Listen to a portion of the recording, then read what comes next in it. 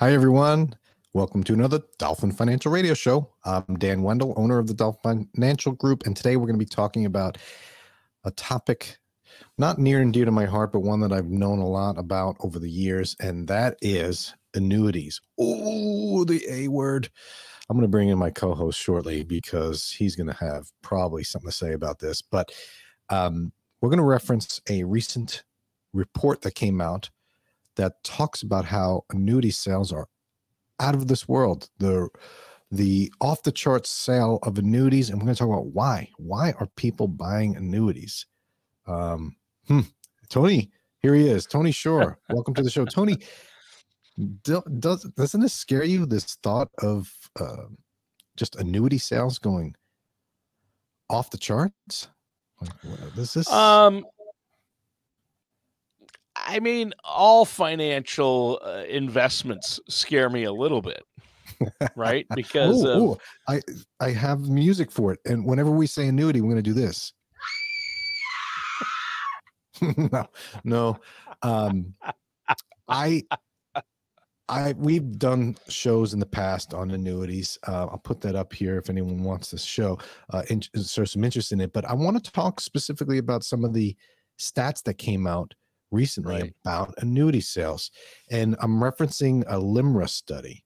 LIMRA, another record-breaking quarter for U.S. retail annuity sales. And here's the link to those that are on YouTube that can watch. This came out October 27th of 2022.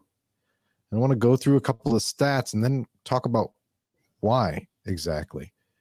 But before I do you have any idea what LIMRA stands for, Tony? Yeah, LIMRA. Obviously, that stands for liquid I must really acquire. Liquid I must really acquire. Licorice is my real addiction. Letting idiotic minds run amok. Is that what I'm doing right now? Oh, that's LIMRA. We could change the show name to LIMRA in that case. Well, I have no idea what LIMRA stands for, but it's a trade organization that kind of is involved with financial services and insurance. So they do a lot of research. So yeah. I think I looked at their site, and they talk about what they do, and it's pages and pages of about LIMRA, and nowhere in there that I could find did they actually ever state what LIMRA stands for. But the best I could come up with based on what they said is Life Insurance Market Research Association or something like that. Yeah, it's Market or Management Research Association for life insurance. Okay. Well, annuities aren't life insurance, but they are insurance products. Well, maybe the A does stand for annuities. What is going on? Right? Liquid. Would you say liquid I must really acquire? That's good. So he's just talking about some water. Okay. So in the third quarter of 2022, total annuity sales, $79.6 billion, which was a 27% jump from the prior year. Yeah, mic drop. Annuity sales up. Let's dig in. Total fixed rate deferred annuity sales were 159% higher than third quarter of 2021. And this is the best sales quarter for fixed rate deferred annuities ever recorded. I wrote that twice because it's big. Ever recorded. Wow. So let's think about that. What is a fixed rate deferred annuity? Do you know? I do. Yes, I do because of you. Let's break it down. Fixed rate, so you know what you're going to get. It's a fixed rate. Deferred, meaning for a certain number of years. And you don't pay taxes on it because it's tax deferred on an annuity. That's the way annuities work. So a fixed rate deferred annuity might be something. Wait, you do pay. You said you don't pay taxes on it. You do pay taxes on it just later. You don't pay taxes. Yes. You don't pay taxes. The taxes are deferred. Later. Yes. Yeah, don't. Some people might No, you pay literally. Taxes. Yeah, IRS loves annuity sales, right? Because they're going to make their money later, though. After it's kind of like an IRA. in a way, but you don't pay tax on your original principal. You only pay tax on the gain. So, but the fixed rate. So we did a show on MIGAs. Remember those? Did we do a show on MIGAs? I think we did a show on MIGAs. Multi-year guarantee annuities. That's what we're talking about here. Give me a fixed 5% for 4 years, right? Like a CD in a way, CD-like, right? So those are out of control, 159% higher than a year ago. It's huge. All right. LIMRA is projecting that those same fixed rate deferred annuities will go 100 billion by the end of 2022, which would exceed the previous high of 80 billion back in 2002. So we haven't seen fixed rate sales this high since 2002, 20 years ago, Tony. Yeah. What is going on? Let's talk about fixed indexed annuities. These are different. These are also fixed, meaning your principal is protected, but what you get on the upside is unknown. It's tied to an index. It's indexed. Yeah. Right. Third quarter. Like the S&P 500. So if the S&P goes up, then you make a percentage of that gain. If it goes down, you keep your principal. You never lose principal. Right. And there's limits on the upside, but there's also a downside floor of 0. So you can't lose money principal due to the market risk. You can only gain up to a certain amount. So these are also becoming more popular, 25% increase from the prior year. Wow. And the previous record was in 2019. So fixed deferred, fixed rate, and fixed indexed are up. Let's switch over to variable annuities. Variable annuity sales are down. So not all annuity sales are going crazy. Some are going down. Third quarter, variable annuity sales fell 37%. This is the lowest quarter since the third quarter of 1995. Mm-hmm. President Clinton, right? Yep. 95. Yep. So variable annuities have been getting crushed, yet overall annuities are up big. So this even proves even more that fixed rate annuities are out of line. They're really, really high. Yeah. So this begs the question, Tony, why? I know why. Why? But you tell me why.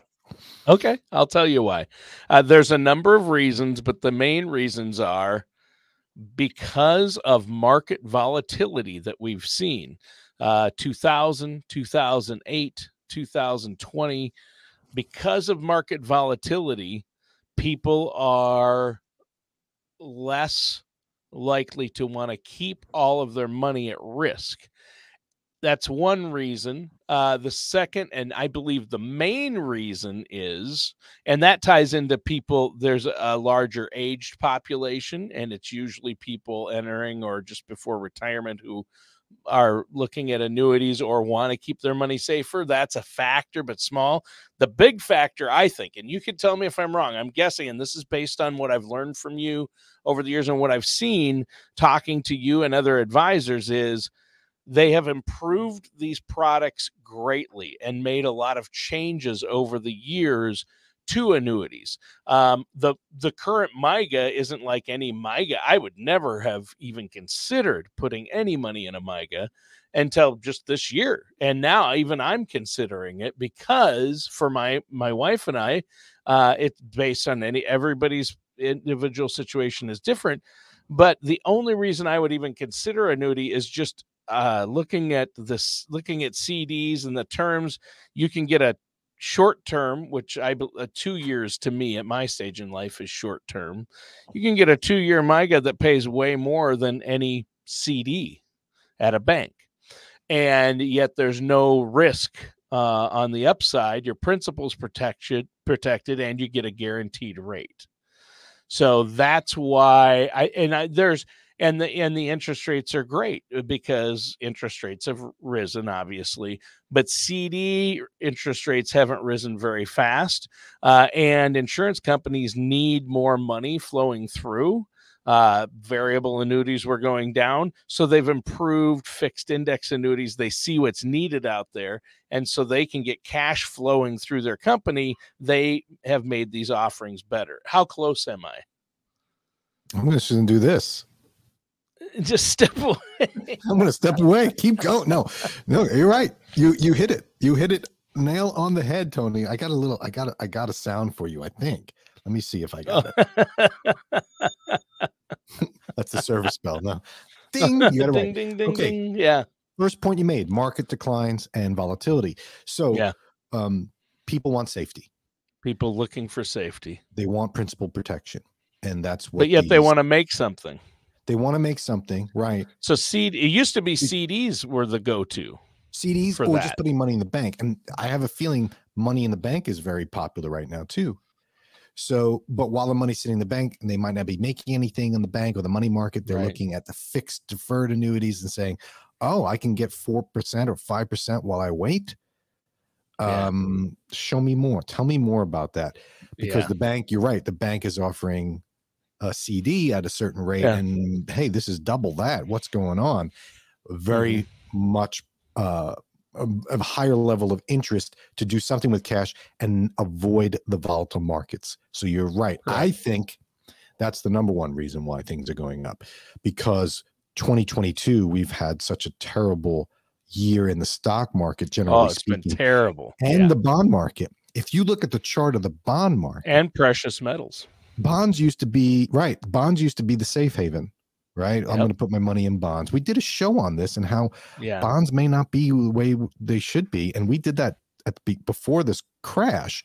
And so it was kind of Nostradamus in a way, but really it's just fixed annuities can be seen as an alternative to bonds. And I think people are seeing that and are saying, well, why take this volatility when I don't have to? Now, to get the upside, you need to stay in the market for a lot of people. But I think this volatility just gets people upset. And you're right, more and more people are getting older in retirement and they want to pull back on the volatility. So I think that's what they want. They want that principal protection that the annuities offer. Your other point about CDs versus fixed annuity rates, interest rates are going up, especially in the past few months or the middle of 2022 and up. Fed is raising interest rates, which trickles down to the banks raising rates, which the insurance companies are trying to stay competitive. So they're raising rates. It's usually the case that a CD rate is going to be lower than an annuity rate because it's at a bank versus insurance company and there's less liquidity with an annuity. So you have to be careful with these. Which, I see a lot of money going in there. I'm hoping everyone understands the pros and cons of these. I'm guessing that there are pros and cons to every investment, including annuities, even fixed index annuities. Right. But a year ago, in October 27th, when this study came out, in 2021, you'd be happy to get 2% on a fixed annuity for say 3 years. But now you're like, hey, can I get 5 for 3 years? And so, and they're saying, yeah, you might be able to get 5. You're getting closer to 5 on a fixed rate, which is crazy high. So relatively speaking, relatively speaking to where we were just a year ago or even 6 months ago. So the rates are going up, and that's why these are becoming more popular. Now, one of the main reasons people buy annuities, or they should, is for income. That's what people buy annuities for. And so we have seen the income annuities. These are known as SPIAs, single premium immediate annuities. You give the insurance company your money, they give you a monthly income back or yearly income back for life or joint. And you can do that with any annuity. You can have the income feature added, and there may be extra fees. But again, that's what people use them for, like you're pointing out here. I think people use them for taking that lump sum that they've saved up for retirement and turning it into a regular income, because that's something people don't typically normally know how to do, to create a steady income that they know will last. So they know this much will be, I'll get this much every month to pay my bills with. And in retirement. They're protecting against longevity risk. I don't want to outlive my money. So that's always an issue. And especially in market volatility, people get even more scared about running out of money because they see, oh, my portfolio is down 20% and I was planning to retire this year. Now I'm going to wait. I wish I had an annuity. Another thought about this, Tony, for why income would increase a fixed rate annuity. The old 4% rule. You whatever you invest, you take 4% out and you won't run out, over time. And then it got lowered to 3%, 2.8 or something, as volatility creeps up. I think what people are seeing is, hey, I could put money and I can get 4 or 5%. I could just live off that interest. And so they're like, why risk the bond market volatility that killed me this year, or why risk the stock market and dividends when I can get a guarantee from an insurance company that they're going to give me a 4 or 5% interest? Well, why don't I just take that and live off of that? So I think that's also driving. So people are using these fixed rate annuities for income as well, which usually it's just put the money aside and don't touch it. But a lot of times they're now using it for income because it's a set rate and people are familiar with that and they're comfortable with a set rate, right? If I put my principal in and I just take the interest, my principal's still there, no risk. I'm living off the interest. I'm happy with it. When you're getting 1.5% interest, that's tough to do. But when you're getting 4 or 5, all of a sudden you can see how that works. So yeah, I think you were right across the board, Tony. You hit them all. Wow. Well, yeah, and I know one that you didn't focus on, but I do think that a big part of it is they have improved these vehicles. Like they've improved the features I mean, this is a longer period. You're talking about the immediate increase, but I think there's been an increase over a longer period of time than you're mentioning here. It's been exponential the last few years and this year because of market volatility, as you say. But you can't tell me that there were MYGAs that ever paid, structured and some certain fixed index annuities and MYGAs are as good as of a product. I mean, they've lowered. Used to be annuities had horrible fees, and now there are little to no fees on a lot of these products, right? Well, I'm thinking on the fixed annuities and the fixed index annuities, most don't have any fee, but they limit you on the upside, which is why people go to the variable annuities because they has the higher upside potential. But people are wising up to the fees on these and saying, yeah, really high fees. I'm paying 3.5% fee for what? I got to overcome that. So they lean to the simpler. I think they're making them cleaner, simpler, although they're also advancing these index annuities with new indices, proprietary things. So they're making them complex in some ways, but you're right. They are trying to build them to better suit the needs of the clientele. They're not, the clientele aren't necessarily asking for lifetime income. Now they're asking for accumulation. They're asking for long-term care benefits. They're asking for things that the old annuities didn't offer, but the new annuities are offering now. And so they are becoming more popular. But generally speaking, rates are rates. And, I don't care what you're offering, what bells and whistles you offer. If you can't get a 10-year treasury, if a 10-year treasury is paying 1.5%, how are you going to get anything short-term with a fixed annuity? Right. So and CDs are paying less than 3. Right. And CDs are paying less than 3, even the specials. Banks, now that the interest rates are higher, I saw a special, 20-month CD at 2.77% at a bank I bank at, or my father banks at. And I'm like, okay, that's decent, but that's not good. You can get a MYGA that's a lot more than that, or you can get, right. Yeah. And before it was, hey, I have a mortgage at 2.5%, say. Why would I pay that off when I can just take my money and get a 4% CD or fixed annuity, right? Yeah. But now people are buying mortgages at 7%. So they're like, well, 4% CD or index or fixed annuity is not going to cut it, so it's all relative. As rates go up, these things go relative. Up. Inflation, 7%, 8%. It's like, is it really that great? No, but relatively speaking, it's a lot better than it was. And I think that's what's driving this push toward it. But I really think also that I mentioned, and you mentioned it, people are getting older. I think there's a demographic shift. So the baby boomers are getting to that point where they're divesting some of these assets away from the market, and they're either spending it or they're like, well, I don't need it, I want to leave it. But rather than leave it in the market where it's at the whims of who knows what, right? I want that fixed rate.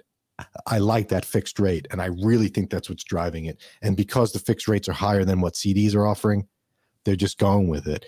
And less push on the variable annuities. A lot of the insurance salesmen aren't pushing these variable annuities more. Even the big bank brokers, that's how they make money, is through the variable annuities. They're starting to see, well, you know, if I really need to do what's in the best interest of my client, maybe I lower the fee and go with something simpler. Yeah, I think the that's driving fees it and as well. variable annuities are, I think, what have given annuities a bad rap, Well, because they yeah, have because of high fees, and you can lose money in a variable yeah, annuity. It's not, your they're variable, principal isn't right? Goes up protected. and down. Yeah, But Tony, look at the people are voting with their feet and their dollars. The lowest quarterly results since 1995 on variable annuities. yeah, yeah. Think about that, As it should be, right? in my opinion. I mean, they have a place. Everything's got Yeah. a place. But Sure. I think people are starting to say, well, maybe there's a better way to make this sausage, right? And so you're right. But I think in general, older population, people less tolerant of this drop. They went through it in 2008. They wrote it out. People wrote it out in March of 2020. No one did anything. And I say no one. I say a majority of Americans didn't make changes to their financial portfolio because of COVID, because it's so quick. And luckily, it came right back. But I think people are seeing this 2022 as a slow drag down. And they're like, you know what? Maybe 4% is good. Yeah. You know, maybe, you know, if I can protect my principal against all this loss I'm seeing everywhere. Right? Yeah. Right. Yeah. And so they're moving toward the fixed, and they're saying, you know, cash is good, but it's not making anything. So I really think that's what's driving it. And you watch, the market comes back, these annuity sales will probably dip because it's kind of inverted. An inverse relationship with the market volatility and annuity sales. But I guess right now this is a way of saying, hey, people are scared. They're looking for safety. And here we go. The annuity industry is benefiting from it. And maybe that's not such a bad thing, especially for people that are close to retirement. Sure. And I know you don't just, we're not recommending across the board people buy annuities. We're saying if it's in your best interest, and to always work with a financial services professional, an advisor such as yourself, Dan. That's where you come in. It's so important because, and that's really what separates you from a lot of others, is because you really don't, you always do what's in your client's best interest based on, you do the math, you look at their situation, and then you make recommendations so they can make a wise choice that hopefully is in their best interest. Right. And my guidance to anyone thinking about buying an annuity is just beware. If you're talking to someone that says the annuities are the best thing ever and the market's evil, I would run away from them. If you're talking to someone that says annuities are the worst thing ever, they're evil, and the market's the place to be, I would run away from them. You have to have someone that's open to all options. If putting some money in your bank account, money market, and a fixed rate annuity is the best thing for you, then does it help the advisor if they're charging a fee to manage your funds? No, it doesn't. But that's not what you're paying for. You're paying for guidance for you. And maybe the best thing is to take some chips off the table and out of the market. And your advisor should be open to that, should be running the math, showing you the value, and not vilifying one side or the other. So there we go, Tony. There's the research. Who thought we could make LIMRA research interesting? Well, from the looks of it, maybe not many people are still listening. So maybe we didn't make it interesting. Thanks for another show. Good show, Tony. I'll catch you next week. Thanks, everybody. Oh, you know what? Before I forget, Tony, my son saw the old video of him on it, and he's like, "Man, Dad, why did you put that on there? I didn't even comb my hair." So we'll skip them. We'll use their voices, and we'll just use you and I. Have a good week, everybody. All matters discussed in today's show are for informational purposes only. This show is not investment advice.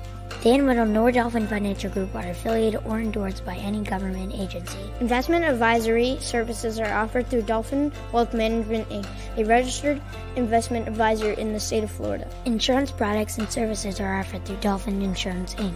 Dolphin Wealth Management, Inc. and Dolphin Insurance, Inc. are affiliated companies doing businesses as Dolphin Financial Group. You should talk to someone at Dolphin Financial Group before implementing any of these strategies or ideas.